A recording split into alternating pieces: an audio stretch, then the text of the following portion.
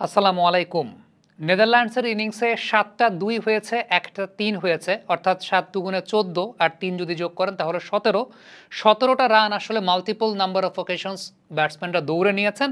এর মধ্যে হ্যাঁ, কিছু, কিছু জায়গা তো অবশ্যই ঠিক আছে, সেগুলো ২ হতে পারে। কিন্তু কিছু, কিছু ২ নেয়া এত বেশি মাত্রায় দৃষ্টিকটু লেগেছে, সেই জায়গাটায় কিন্তু ২ এর জায়গায় ১ হলে পরে সেটা বাংলাদেশের জন্য অনেক বেশি মাত্রায় বেনিফিশিয়াল ছিল, কিংবা এটা এক ধরনের একটা অশনি সংকেতও বটে। বিশেষ করে শরীফুলের কাছ থেকে আসলে দুটা খুব বাজে মিস্টেক দেখা গেছে। বডি ব্যালেন্স একেবারেই ঠিকঠাক মতো রাখতে পারেননি। সেই জায়গাটায় একেবারেই আমার কাছে ব্যক্তিগতভাবে মনে হয়েছে যে এখানে আসলে ২ হওয়ার কোনো মানে হয় না। দুবার এরকম হয়েছে যে ২ হওয়ার কোনো মানেই হয় না। সেখানে একই হতে পারত। হৃদয়ের একটা থ্রো আমার কাছে একেবারেই ভালো লাগে নাই। যেটা মনে হয়েছে যে সেখানেও হয়তোবা ১ হতে পারত। নেদারল্যান্ডসের ব্যাটসম্যানরা কুইক ছিলেন। ওই ব্যালেন্সটা যেহেতু রাখতে পারেন নাই, সেই জায়গাটায় তারা ২ নিয়ে নিয়েছেন।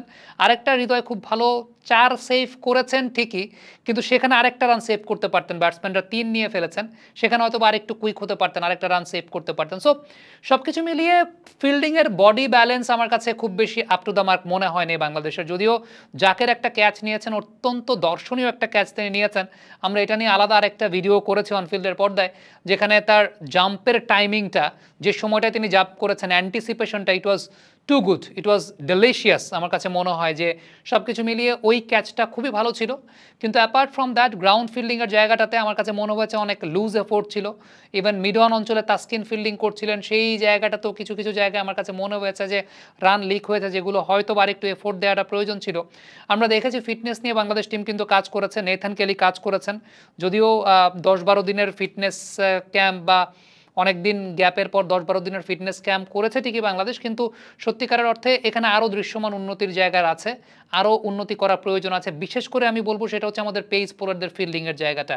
আমাদের পেস বোলারদের ফিল্ডিংয়ের জায়গাটা উইচ ইজ অ্যাকচুয়ালি পোর, এবং সেটার রিফ্লেকশনটা কিন্তু we saw during the physical test, যে সময়টাতে আসলে মাইল টেস্ট দেওয়া হয়েছিল, ১৬০০ মিটার দৌড়ানো নেথান কেলি নিয়েছিলেন। সেই ১৬০০ মিটার দৌড়ানোর টেস্টে তানজিম হাসান সাকিব ব্যতীত, ইভেন তানজিম হাসান সাকিব এবং সাইফুদ্দিন, এ দুজন পেস বোলার ব্যতীত বাকি পেস বোলারদের কিন্তু রানিং টাইমিংটা খুব একটা আপ টু দ্য মার্ক ছিল না, ব্যালেন্সের জায়গাটা খুব একটা আপ টু দ্য মার্ক ছিল না। সো বাবা, এত এনার্জি কই পাও? এই পাওয়ার চুমুকে অ্যাকশন। এই জায়গাটা নিয়ে অবশ্যই উন্নতি করার জায়গা আছে, এবং বিশেষ করে যেহেতু এখন বাংলাদেশ সাদা বলের ক্রিকেটে দুইটা ফরম্যাটেই ৩ জন পেসার নিয়ে খেলে বেস্ট ইলেভেনে। সো আলটিমেটলি 3টা ফিল্ডিং পজিশন কিন্তু occupied by the pace bowlers. So when your pace bowlers are being occupied for 3 positions, আপনার কিন্তু এটা নিয়ে চিন্তা করার জায়গা আছে। এবং এই ৩ জন পেস বোলারের এখনকার ফিল্ডিং লেভেলটা যদি আসলে ১০-এর মধ্যে ৫ থাকে, সেটাকে ৬ কিংবা ৭-এ নিয়ে যাওয়াটা খুব গুরুত্বপূর্ণ, কারণ runs are going to be leaked. So যখন runs are going to be leaked, ওই ব্যাপারটা নিয়ে কিন্তু টিম ম্যানেজমেন্টের সিরিয়াস হওয়ার ব্যাপার রয়েছে। কারণ ব্যাটিং বোলিংয়ে তো শুধুমাত্র ক্রিকেট না, ফিল্ডিংটা একটা, it's a very vital part. এবং সেই জায়গাটা আমার কাছে যেটা মনে হয়েছে এই ম্যাচটাতে, সেখানে ফিল্ডিংয়ের জায়গাটাতে হয়তো বা আরেকটু এক্সট্রা বিট অফ এফোর্ট দিলে নেদারল্যান্ডসকে আরও কম রানে বেঁধে ফেলা সম্ভব ছিল। ইভেন যখন রান বেরিয়ে যায়, অপোনেন্ট টিমের কলিজাটাও বড় হয়ে যায়। সো সব কিছু মিলিয়ে হোয়াট আই ফেল্ট, যে ফিল্ডিংয়ের জায়গাটা একেবারেই স্যাটিসফাইং ছিল না। লিটন কুমার দাসের কিপিংয়েও একটা মিস গেছে, সেটা নিয়ে অনেকে কথা বলছেন। সো ওভারঅল সব কিছু মিলিয়ে আপনি ব্যাটিং, বোলিং, এগুলো তো স্পেশালাইজড স্কিলের ব্যাপার, ঠিক তেমনিভাবে ফিল্ডিংটাও কিন্তু একজন ক্রিকেটারের একদম বেসিক প্রাইমারি স্কিলের ব্যাপার, এবং সেখানে ফিটনেস লেভেলটাও খুব গুরুত্বপূর্ণ, বডি ব্যালেন্স লেভেলটাও গুরুত্বপূর্ণ।